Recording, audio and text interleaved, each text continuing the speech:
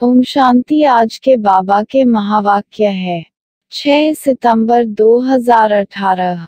प्रातः मुरली। ओम शांति। बाप दादा मधुबन। मीठे बच्चे, देह सहित सबकी याद भूल, बाप जो है जैसा है उसे यथार्थ पहचान, स्वयं को बिंदी समझ, बिंदी रूप से बाप को याद करो। प्रश्न: कौन सा ज्ञान इस समय बाप से ही तुम्हें मिलता है और कोई नहीं दे सकते?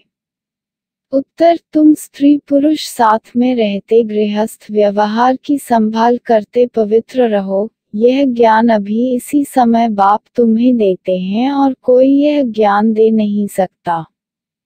तुम्हें दान तो 5 विकारों का करना है, लेकिन मुख्य है काम, जिस पर पूरी विजय पानी है। सर्वशक्तिमान बाप की याद और श्रीमत पर चलने से ही यह ताकत मिलती है। घी दुखियों पर रहम करो। ओम शांति। वही बाप बैठ बच्चों को समझाते हैं। कौन है यह बाप? यह बच्चे जानते हैं, जिनके सम्मुख बाप बैठे हैं। अब तुम बच्चों की बुद्धि का योग बेहद के बाप तरफ है। बुद्धि का योग अभी हद के बाप से तोड़ना है। सारी दुनिया के जो भी मित्र संबंधी हैं, बल्कि इस देह को, दुनिया को, सबको भूल ना है। यह बाप के डायरेक्शन मिलते हैं। बाप बच्चों को कभी नहीं भूलते हैं। बाप तो कहते हैं भक्ति मार्ग में भी तुम भक्तों की हम संभाल करते आए हैं, परंतु ड्रामा अनुसार तुम बच्चों को भूलना ही है। भुलवाती है माया। हम आत्मा हैं, यह भी रावण भुला देते हैं, देह अभिमानी बना देते हैं। यह तुम बच्चों का पाठ है। ऐसे नहीं कि तुम वहां सिर्फ बाप को भूल जाते हो, परंतु वह जो है जैसा है उस बाप की याद और सुख देने का ज्ञान भूल जाते हो। अभी तुम जानते हो बाबा कल्प कल्प आते हैं। बाबा कैसा है, यह भी बुद्धि में धारण करना है। मनुष्यों ने तो शिवलिंग का बड़ा चित्र बना दिया है, और सभी के चित्र तो ठीक हैं।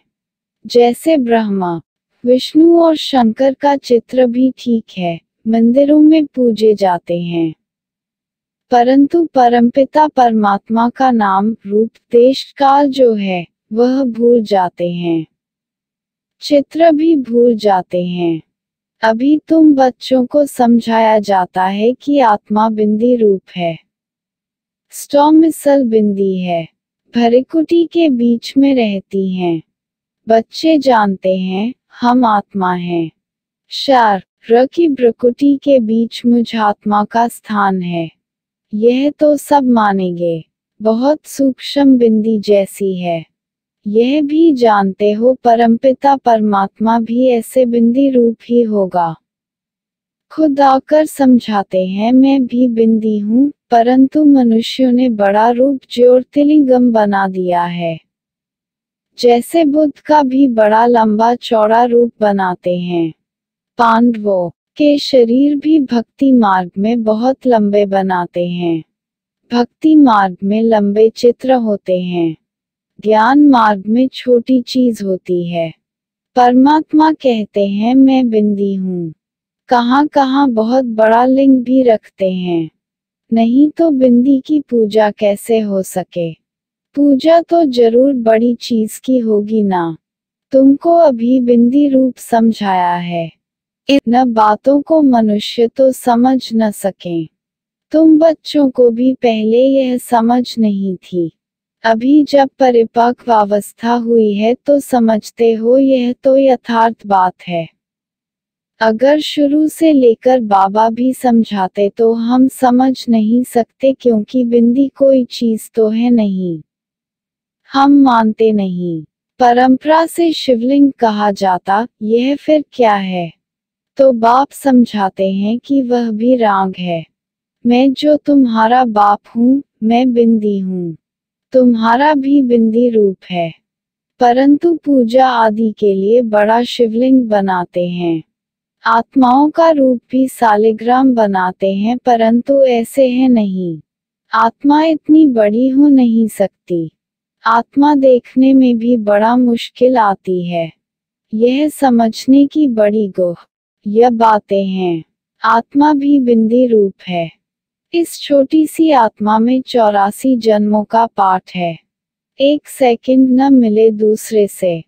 84 जन्मों का पाठ सारा एक छो आत्मा में नूंधा हुआ है। यह बड़ी कुदरत की बात है।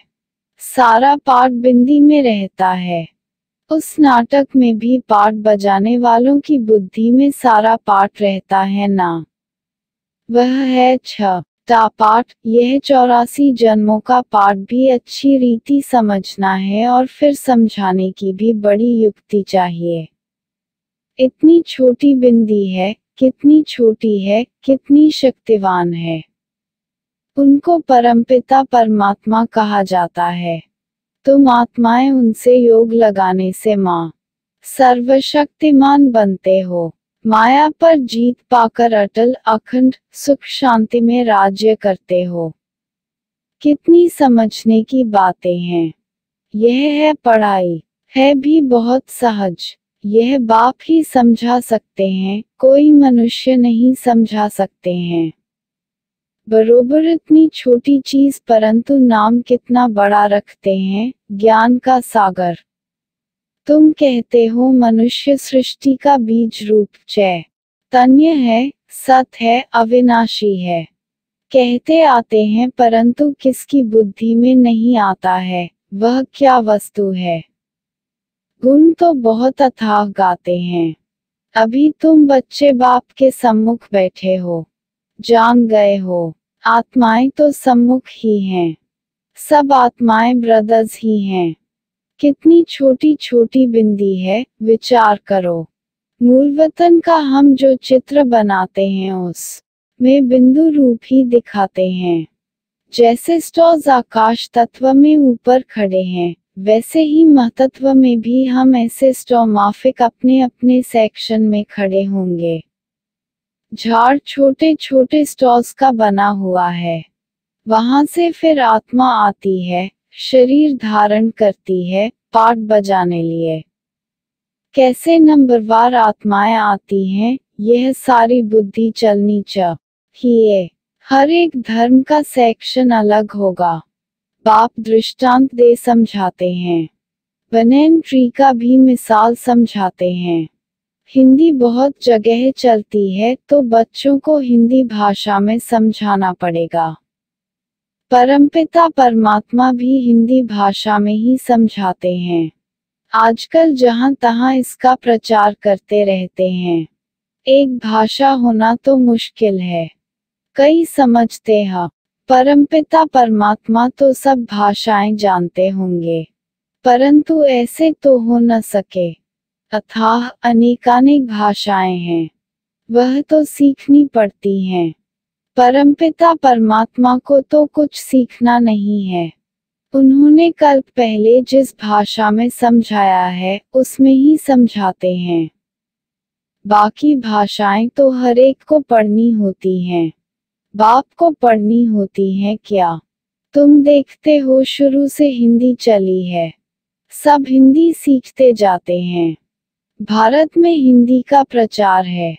बाप भी हिंदी में समझाते हैं, फिर हर एक को अपनी भाषा में ट्रांसलेशन कर औरों को समझाना पड़े। बाप और बाप की रचना का परिचय सबको समझाना है। सभी का सद्गति दाता वह एक बाप है। यह सब जानेंगे बरोबर बाप आया हुआ है। बाप कहते हैं मैं भारत में ही आता हूँ। भारत हमारा बर्थ प्लेस है। शिव के मंदिर, देवी देवताओं के मंदिर भी यहाँ हैं। देवी देवताओं का राज्य भी भारत में होता है। बाप भी भारत में आते हैं। देवी देवता धर्म की स्थापना यहाँ ही की है, तो मंदिर भी जरूर यहाँ चाहिए। औरों के इतने मंदिर नहीं होंगे। यहाँ तो बहुत मंद रहे हैं। घर घर में लक्ष्मी नारायण के चित्र, राधे कृष्ण के चित्र, राम सीता के चित्र रखते हैं क्योंकि भारत में होकर गए हैं। परंतु उन्होंने कैसे राज्य लिया वह भूल गए हैं। चैतन्य में राज्य करके गए हैं। लक्ष्मी नारायण वैकुंठ के महाराजा महारानी हैं। उन्हों को राज्य किए कितना समय हुआ, यह भी जानते हैं। मुख से कहते भी हैं क्राइस्ट से 3000 वर्ष पहले देवी देवताओं का राज्य था। तो क्राइस्ट को 2000 वर्ष हुए ना।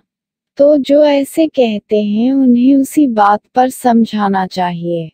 कहते हैं क्राइस्ट से 3000 वर्ष पहले देवी देवताओं का राज्य था, अर्थात स्वर्ग था। ऐसे नहीं कि क्राइस्ट भी उस स्वर्ग में था। पूछेंगे क्रिश्चियन लोग तब कहाँ थे, यानी उन्हों की आत्माएं कहाँ थी। इस्लामी, बौद्धी, क्रिश्चियन आदि की आत्माएं सब कहाँ थी, यह समझाना तो बड़ा सहज है। वह सब निर्वाण धाम व निराकारी दुनिया में थी। निराकारी दुनिया भी है, दुनिया में जरूर बहुत रहने वाले होते हैं। सभी आत्माओं का निवास स्थान महत्व रूपी निराकारी दुनिया में है। तुम बच्चों की बुद्धि में अभी यह है कि इस समय सब देवी देवताओं की आत्माएं हाजिर हैं, तब बाप आए हैं, फिर से देवी देवता धर्म की स्थापना करते हैं। समझो, कोई धर्म आता है, पहले तो बहुत छोटा होता है।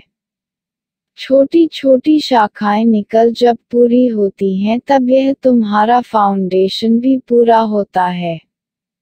बीज और झाड़ का राज समझाना तो बहुत सहज है। मनुष्य सृष्टि का झाड़ बहुत धर्मों का है।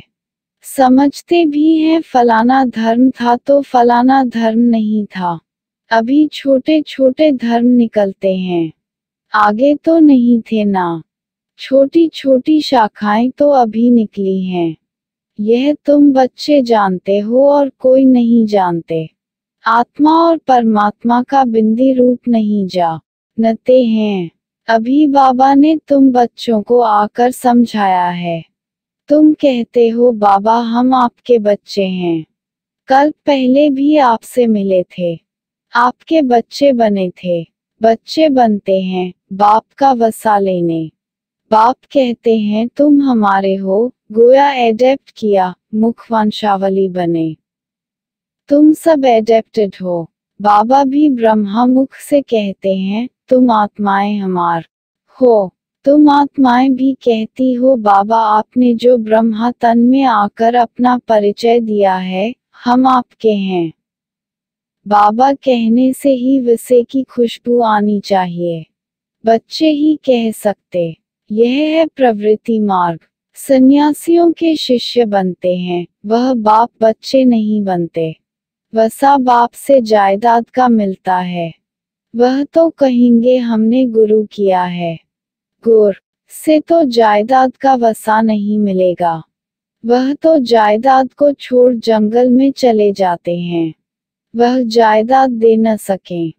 वह हैं ही निवृत्ति मार्ग वाले।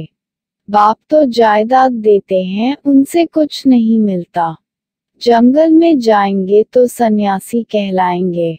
तुम भी सन्यासी कहलाते हो। वह है हठयोगी सन्यासी, तुम राजयोगी सन्यासी हो।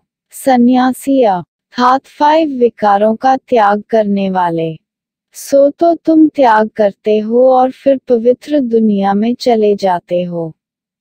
वह त्याग करते हैं परंतु पवित्र दुनिया में नहीं जाते, पतित दुनिया में ही रहते हैं।